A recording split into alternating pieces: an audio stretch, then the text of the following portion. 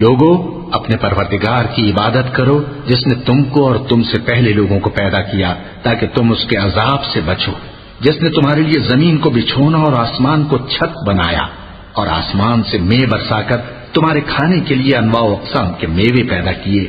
بس کسی کو اللہ کا ہمسر نہ بناؤ، اور تم جانتے تو ہو۔ اور اگر تم کو اس کتاب میں جو ہم نے اپنے بندے پر نازل فرمائی ہے کچھ شک ہو تو اسی طرح کی ایک صورت تم بھی بنا لاؤ، اور اللہ کے سوا جو تمہارے مددگار ہوں ان کو بھی بلا لو اگر تم سچے ہو۔ پھر اگر ایسا نہ کر سکو اور ہرگز نہیں کر سکو گے تو اس آگ سے ڈرو جس کا ایندھن آدمی اور پتھر ہوں گے اور جو کافروں کے لیے تیار کی گئی ہے۔ اور جو لوگ ایمان لائے اور نیک عمل کرتے رہے ان کو خوشخبری سنا دو کہ ان کے لیے نعمت کے باغ ہیں جن کے نیچے نہریں بہہ رہی ہیں، جب انہیں ان میں سے کسی قسم کا میوہ کھانے کو دیا جائے گا تو کہیں گے یہ تو وہی ہے جو ہم کو پہلے دیا گیا تھا، اور ان کو ایک دوسرے کے ہم شکل میوے دیے جائیں گے، اور وہاں ان کے لیے پاک بیویاں ہوں گی اور وہ بہشتوں میں ہمیشہ رہیں گے۔ اللہ اس بات سے آر نہیں کرتا کہ مچھر یا اس سے بڑھ کر کسی چیز مثلا مکھی، مکڑی وغیرہ کی مثال بیان فرمائے۔ اب جو مومن ہیں وہ یقین کرتے ہیں کہ وہ ان کے پروردگار کی طرف سے سچ ہے، اور جو کافر ہیں وہ کہتے ہیں کہ اس مثال سے اللہ کی مراد ہی کیا ہے۔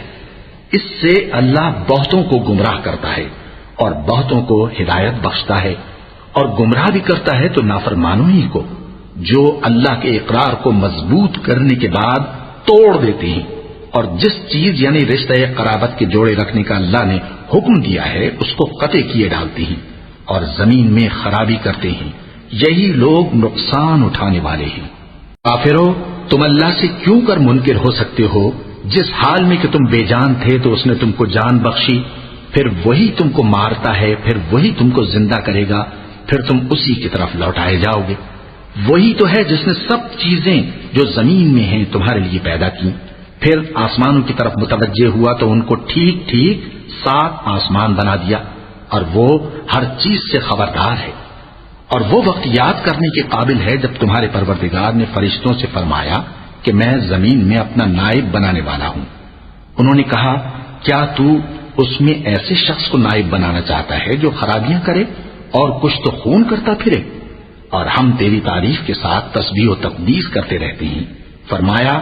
میں وہ باتیں جانتا ہوں جو تم نہیں جانتے۔ اور اس نے آدم کو سب چیزوں کے نام سکھائے، پھر ان کو فرشتوں کے سامنے کیا اور فرمایا کہ اگر سچے ہو تو مجھے ان کے نام بتاؤ۔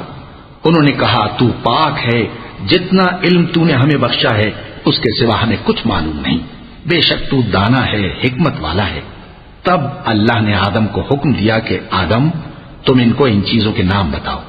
سو جب انہوں نے ان کو ان کے نام بتائے تو فرشتوں سے فرمایا